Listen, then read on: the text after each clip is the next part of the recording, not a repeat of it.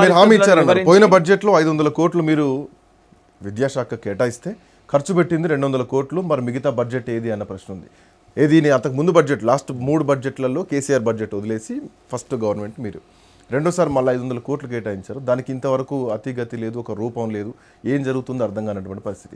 ఇంకా మీరు ఇచ్చిన హామీలనే నిలబెట్టలేనటువంటి ఒక విషయం, మీరు 2 ఇయర్స్లో మీరే ఒకవైపు స్టార్ట్ చేసారు, ఉస్మానియా యూనివర్సిటీకి 1000 కోట్లు ఇచ్చారు అని చెప్పి మీరే మాట్లాడుతున్నారు. నేను అసెంబ్లీలో ప్రవేశపెట్టిన బడ్జెట్ గురించి విషయం, అసెంబ్లీకి సంబంధించిన బడ్జెట్ ఎంత ఖర్చు పెట్టినమైందో నెక్స్ట్ సంబంధించిన బడ్జెట్ సమావేశాలు ఇచ్చే వరకు దేనికి ఎన్ని కేటాయించినాం ఏందనే స్పష్టత కూడా ఇస్తాం కదా.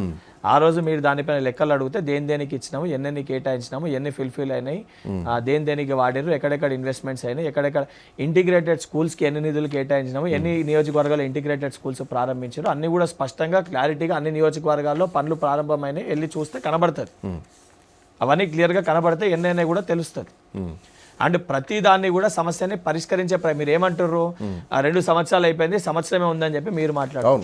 ప్రజలు మాకు ఓట్లేసి గెలిపించి 5 సంవత్సరాల్లో అన్ని సమస్యల్ని పరిష్కరించి కేవలం మేము ఇచ్చిన హామీలు కాదు, ఈ మధ్యకాలంలో ప్రజలకు ఇంకే సమస్యలు ఉన్నా కూడా ప్రతి దాన్ని పరిష్కరిస్తామని ఒక నమ్మకంతో మాకు ఓట్లేసి గెలిపించి అండ్ తప్పనిసరిగా ప్రజలకి మేము జవాబుదారీతనంగా ఉంటాం.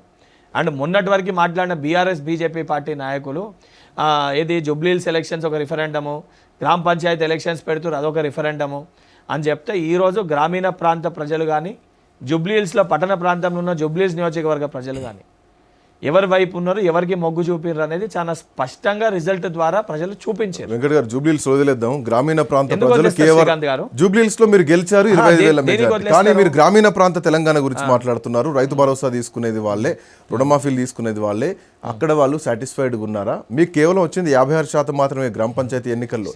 మిగతా పార్టీలు గెలిచాయంటే ప్రజల్లో కొంత వ్యతిరేకత ఉందని అర్థం. శ్రీకాంత్ గారు, మేము అక్కడ గెలిచింది 63% కాంగ్రెస్ పార్టీ గెలిచింది.